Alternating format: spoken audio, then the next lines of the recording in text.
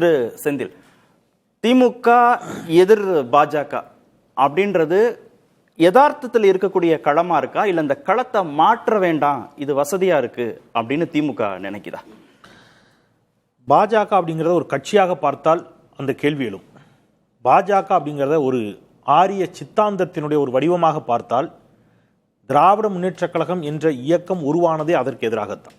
அது இன்னைக்கு நீங்கள் வேறு வேறு பேர் வச்சுக்கலாம். இந்தியாவில் இன்றைக்கு அது பாஜக என்ற பெயரில் இருக்கிறது. அமைப்பாக ஆர்எஸ்எஸ் என்ற பெயரில் அது இருக்கிறது, இருந்தது, இப்பவும் இருக்குது. அப்போ இது வெறும் தேர்தலுக்கான சண்டை இல்லை. அதைத்தான் மாண்புமிகு முதலமைச்சர் அவர்கள் ஒவ்வொரு முறையும் சொல்கிறார், இது ஒரு சித்தாந்த போர், ஆரிய திராவிட போர். நீங்கள் எத்தனை பேரை வேணாலும் திரட்டிட்டு வாங்க, நாங்கள் சண்டை போடுறோம். அப்போ திமுக அதனுடைய நோக்கமே, அது தோன்றியதே இதை எதிர்ப்பதற்கு தானே. நீங்கள் இது தேர்தல் அரசியலை மட்டும் பார்க்காதீங்க. திமுக என்ற இயக்கம் தோன்றியதே அதற்காகத்தானே. அப்போ அந்த ஃபைட் அது பண்ணிகிட்டே இருக்குது. அப்போ அவர் தம்பி சாமிநாதன் சொல்லிக்கின்ற பொழுது கூட தேர்தல் அரசியல் பாஜகவோடு கூட்டணி வைத்த காலகட்டத்தை சொன்னார். நீங்கள் கூட்டணி முதலில் இங்கே தமிழ்நாட்டில் கூட்டணி வைத்தது அம்மையார் ஜெயலலிதா தான், அது எல்லாருக்கும் தெரியும். கேபி முனுசாமி கூட சமீபத்தில் சொன்னார், அதை விட்டுருங்க. ஆனால் கூட்டணி வைத்த போதும் தங்களுடைய சித்தாந்தத்தை எந்த இடத்துலையும் விட்டுக் கொடுக்காமல் ஒரு கூட்டணி வைத்தார்கள். அதுவும் ஏன் கூட்டணி வைக்கக்கூடிய அந்த காலகட்டத்தை எடுத்தேன்னு அதை நம்ம நிறைய பேசியிருக்கோம், அதை விட்டுலாம். பட் எனக்கு ஒரு விஷயம் புரியல. அருமை தம்பி சுவாமிநாதன் பேசுகின்ற பொழுது சொன்னார், இது ஏதோ சிறுபான்மை வாக்குகளுக்காக. நீங்கள் தேர்தல் அரசியலில் வெற்றி பெற வேண்டும் என்று நினைப்பவர்கள் பெரும்பான்மை பக்கம் நிற்பார்களா, சிறுபான்மை பக்கம் நிற்பார்களா? யதார்த்தத்தில் பெரும்பான்மை பக்கம் நிற்கிறதா அவங்களுக்கு லாபம். அதனால இது வெறும் சிறுபான்மை பெரும்பான்மை சண்டை இல்லை. பாஜக என்பது அந்த கட்சி, அந்த சித்தாந்தம் என்பது பெரும்பான்மை மக்களுக்கும் ஆபத்தானது தானே. ஏதோ சிறுபான்மை மக்கள் மட்டும்தான் பாதிக்கப்படுறாங்களா? இப்போ தேசிய கல்விக் கொள்கை சிறுபான்மை மக்களுக்கு பாதிப்பா, பெரும்பான்மை மக்களுக்கு பாதிப்பா? போய் குலத்தொழிலை செய்ய சொல்லுதே. அந்த வரிகள் அப்படியே இருக்குது. வரி வரியா நான் இதே அரங்கில் பலமுறை வாசி காட்டியிருக்கிறேன், வரி வரியா வாசி காட்டியிருக்கிறேன். நீங்கள் வந்து முடிவெற்ற போராக இருந்தால் நீங்கள் போய் நீங்கள் இத்தனை நாள் ஸ்கூலுக்கே வரக்கூடாதுங்கிறாங்க. போய் அங்கே தங்கி இருந்து அதை செய்யணும். இப்போ இதில் பாதிக்கப்பட போகிறது யாரு? இதுக்காக நமக்கு வர வேண்டிய 10,000 கோடி நிதியை நிறுத்தி வச்சிருக்காங்களே, இதனால பாதிக்கப்படுறது பெரும்பான்மையா சிறுபான்மையா? இப்போ நீங்கள் கடந்த 10 வழக்கமாக ஒரு கட்சி ஆட்சி பொறுப்பில் இருந்து அடுத்த முறை மீண்டும் வரணும்னா, நாங்கள் இந்த திட்டங்கள்லாம் செயல்படுத்தி இருக்கோம், எங்களுக்கு நீங்கள் மீண்டும் ஒரு வாய்ப்பு கொடுத்தீங்கன்னா தான் இதெல்லாம் நாங்கள் தொடர்ந்து செய்ய முடியும் அப்படின்னு சொல்லி தான் ஓட்டு கேட்பாங்க.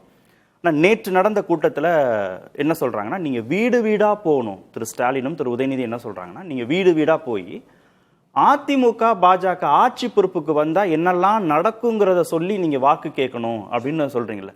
இது மீண்டும் இதில் பாஜக தானே உள்ள வருது. அது ஏன்னா, இப்ப மகளிர் உரிமை தொகை வாங்கி கொண்டிருக்கக்கூடிய ஒரு சகோதரிடம் போய் இந்த அரசு உங்களுக்கு மகளிர் உரிமை தொகை கொடுத்துருக்குன்னு சொல்ல வேண்டிய அவசியமே இல்லை. அவங்க பெனிஃபிஷியரி, அவங்களுக்கு தெரியும். நம்ம சொன்னாலும் சொல்லாட்டாலும் அவங்களுக்கு தெரியும். புதுமை பெண் திட்டத்தின் கீழ் 1000 ரூபாய் வாங்கி கொண்டிருக்கக்கூடிய ஒரு சகோதரியோ, தமிழ் புதல்வன் திட்டத்தின் கீழ் ஒரு 1000 ரூபாய் பெறக்கூடிய ஒரு தம்பியிடமோ, அல்லது கலைஞர் பன்னோக்கு மருத்துவமனையில் சிகிச்சை பெறக்கூடிய ஒரு நம்முடைய மருத்துவ பயனாளியிடமோ, அல்லது மதுரை கலைஞர் நூற்றாண்டு நூலகத்தில் படித்து அதன் மூலம் வேலைக்கு போன ஒரு சகோதரிடமோ போய், அல்லது மதுரை சல்லிக்கட்டு மைதானத்திலேயோ அல்லது கீழடி அகலாய்வுலையோ இப்படி இருக்கக்கூடிய எல்லா திட்டங்களும் எடுத்துங்க. இதெல்லாம் எல்லா பெனிஃபிஷியரும் அவங்களுக்கு தெரியும். இதெல்லாம் நாங்க செஞ்சோம். இதெல்லாம் தொடரணும். இல்ல நாங்க அடுத்த முறை மீண்டும் ஆட்சி பொறுப்புக்கு வந்தா புதுசா இதெல்லாம் செய்ய போறோம். இதெல்லாம் திமுக தான் செஞ்சிருக்குங்கிறது மக்களுக்கும் தெரியும். கலைஞர் பன்னோக்கு மருத்துவமனை யார் கொண்டு வந்தா இந்த திட்டம் அவங்களுக்கும் தெரியும். அதை நம்ம சொல்லாட்டாலும் தெரியும். பட் அதையும் சொல்லிட்டு தான் இருக்கிறாங்க. தொடர்ச்சியா பல மீட்டிங்ல பேசுறாங்க. நேற்றைய கூட்டத்தில் ஏன் மாண்புமிகு ஸ்டாலின் அவர்கள் முதலமைச்சர் அதை பேச வேண்டிய தேவை வந்துச்சுங்கிற கேள்வி கேட்டீங்கன்னா, அதற்கு 2 நாளைக்கு முன்னாடி என்ன நடந்துச்சுங்கிறத பார்க்கணும். அமித்ஷா எங்கிருந்து பேசுறாரு? அவர் சொன்ன வார்த்தை என்ன? பீகாரில் நாங்கள் ஆட்சியை பிடித்து விட்டோம், அடுத்தது எங்களுடைய இலக்கு தமிழ்நாடும் மேற்கு வங்கமும். பேர் சொல்லி சொல்றாரு.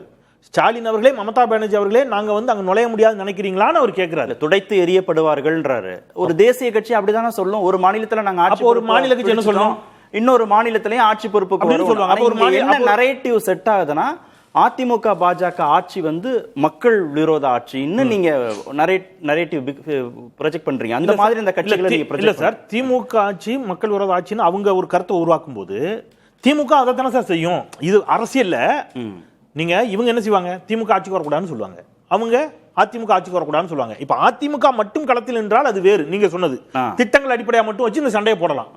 அதிமுகவோட நாங்க அதிகம் திட்டங்களை கொண்டு வந்திருக்கிறோம் திமுக சொல்லும். பாஜக என்று வருகின்ற பொழுது அதில் இருக்கக்கூடிய பேராபத்தை சுட்டிக்காட்ட வேண்டிய கடமை இங்க இருந்துகிட்டே இருக்குது. இங்க சண்டை திமுகவுக்கும் அதிமுகவுக்கானதாக மட்டும் இருந்தால் 2017 இருந்து அதுதான் பொலிட்டிக்கலா எலக்டோரலா கெயின் கொடுத்திருக்கு திமுகவுக்கு. பாஜகவை எதிர்நிலையில வைத்ததன் மூலமாக அந்த அடிப்படையிலையும் வரக்கூடிய தேர்தல்கள்ல அதை முன்னிலைப்படுத்துவது திமுகவுக்கு லாபம், திமுகவுக்கு மட்டும் லாபம் இல்ல, பாஜகவுக்கும் லாபம்னு அவர் சொன்னார்ல. அப்படிதான் நீங்க கூர்மைப்படுத்த சாமிநாதன் பேசும்போது சொன்னார். ரெண்டும் கூர்மைப்படுத்தப்படுது, திமுக வெர்சஸ் பாஜக இல்ல. அது தமிழ்நாட்டிற்கு லாபம், தமிழ்நாட்டிற்கு லாபம். அதனால பாஜக அங்கே வளராமல் போன காரணத்தினால், தமிழ்நாட்டில் வளராமல்னா நான் சொல்றது ஆட்சி அதிகாரத்துக்கு வராமல் போற காரணம், அப்படி வச்சுப்போம். ஆட்சி அதிகாரத்துக்கு வராமல் போற காரணத்தினால் முதலமைச்சர் ஏற்கனவே சொன்ன மாதிரி அங்க மேல பாம்பு கீழே நரி, அந்த பக்கம் முதல்ல இவ்வளவு சிக்கலுக்கு மத்தியில் ஆளுநருடைய பிரச்சனை, இவங்களுடைய அதிகார துஷ்பிரயோகம், இத்தனையும் தாண்டி இப்ப 2 நாட்களுக்கு முன்பாக ஒன்றிய அரசுடைய புள்ளியியல் துறை கொடுத்த அறிக்கை தான் தமிழ்நாடு மீண்டும் முதலிடத்தில் வந்திருக்கிறது. பொருளாதார வளர்ச்சியில் 16 விழுக்காடு, 11.19 விழுக்காட்டிலிருந்து ஜிஎஸ்டிபியில் 16 விழுக்காட்டிற்கு வளர்ந்திருக்கிறது. அப்போ 16 விழுக்காடு வளர்ந்து முதலிடத்திற்கு வந்திருக்கிறோம். எல்லா இண்டெக்ஸ்லயும் நம்ம வந்து முதலிடத்தில் இருக்கிறோங்கிறது இருக்குல்ல. பாஜக ஆளும் மாநிலங்கள் அப்படி இருக்குதா? நீங்க டபுள் இன்ஜின் சர்க்கார்ல இருக்கக்கூடிய மாநிலங்களே இருக்குதா? 5வது இடத்துக்கு போயிடுச்சு குஜராத். நீங்க டபுள் இன்ஜின் சர்க்கார் தானே, 4 நூற்றாண்டு காலத்துக்கு மேலாக குஜராத் ஆட்சி செய்றீங்களே, ஏன் உங்களால முதல் இடத்துக்கு வர முடியல? 4 ஆண்டு முடிச்சிடலாம் சார். நான் மைனர் பார்ட்னர் தானே செந்தில். இல்ல சார், பாஜக இங்க மைனர் பார்ட்னர். அதிமுக பெரும்பான்மையோட ஆட்சியை பிடிக்கணும்னு சொல்லி வரக்கூடிய கட்சி, அவங்களும் திராவிட கட்சி. இங்க மைனர் பார்ட்னரை ப்ரொஜெக்ஷன் அடிப்படையில, பெர்செப்ஷன் அடிப்படையில ஒரு மேஜர் பார்ட்னராக சித்தரிக்கிறது திமுகங்கிறது ஏன்? இல்ல சார், அது காரணம் என்னன்னா, அவங்க மைனர் பார்ட்னரா தான் எல்லா ஸ்டேட்டுக்குள்ளேயும் வந்திருக்காங்க. அதன் பிறகு எல்லா ஸ்டேட்லயும் மாநில கட்சி என்ன செய்தார்கள் அப்படிங்கிற பயம் நமக்கு இருக்கிறது. ஒன்று. இன்னொன்று, ஒன்றியத்தில் அவர்கள் தான் இருக்கிறார்கள். இப்ப நீங்க சொன்னீங்கல்ல பெரும்பான்மை சிறுபான்மைன்னு, 10 ஆண்டுகளை இன்க்ளூடிங் ஏடிஎம்கே பீரியட் சேர்த்து கேட்கிறேன். ஏடிஎம்கே அவங்களுக்கு கேட்டாங்க, அவங்களுக்கு கேட்டும் கொடுக்கல. ஓபிஎஸ்ஏ சொன்னார், சட்டமன்றத்திலே சொல்லிருக்காரு, உங்களுக்கு தெரியும். 10 ஆண்டுகளில் ஒன்றிய அரசிடமிருந்து பேரிடர் நிதியாக தமிழ்நாட்டுக்கு கேட்டது 24,679 கோடி, தந்தது வெறும் 4,136 கோடி. இப்ப இதுல பெரும்பான்மை எங்க வந்துச்சு, சிறுபான்மை எங்க வந்துச்சு? அப்ப நீங்க பழி வாங்குற போக்கு இருக்குல்ல. இப்ப நீங்க இந்த வழக்குல இன்னைக்கு அமலாக்கத்துறை போய் டாஸ்மாக் வழக்குல பகிரங்கமா என்ன கேட்டிருக்காங்க?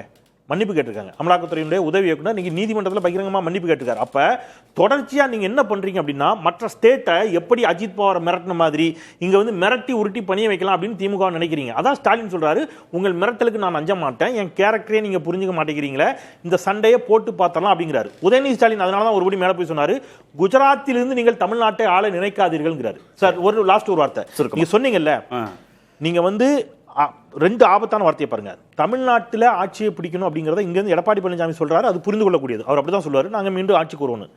குஜராத்தில் நடக்கிற மீட்டிங்ல நாங்க கால் வைக்க முடியாதுன்னு நீங்க சொல்லிக்கிட்டு இருக்கீங்க, நாங்க துடைத்திருவோம்னு பாஜக சொல்றதுக்கும் பாரதூர வேறுபாடுகள் இருக்கு. இபிஎஸ் சேர்த்து அவர் ஒன்னு சொன்னார் சார்.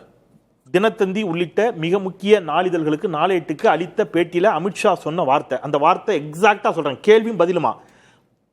இங்க 2026 தேர்தலில் தேசிய ஜனநாயக கூட்டணி வெற்றி பெற்றால் அமைச்சரவையில் பாஜக பங்கெடுக்குமா? எஸ், பங்கெடுப்போம், அமித்ஷாவுடைய வார்த்தை. ஆனா எடப்பாடி இப்போ வரைக்கும் கூட்டணி ஆட்சி இல்லைங்கிறாரு. பட் அமித்ஷா சொன்ன கருத்தை எவ்வளவு தூரம் ஸ்ட்ராங்கா அவங்களால மறுக்க முடியுதுங்கிற கேள்வி இருக்கு.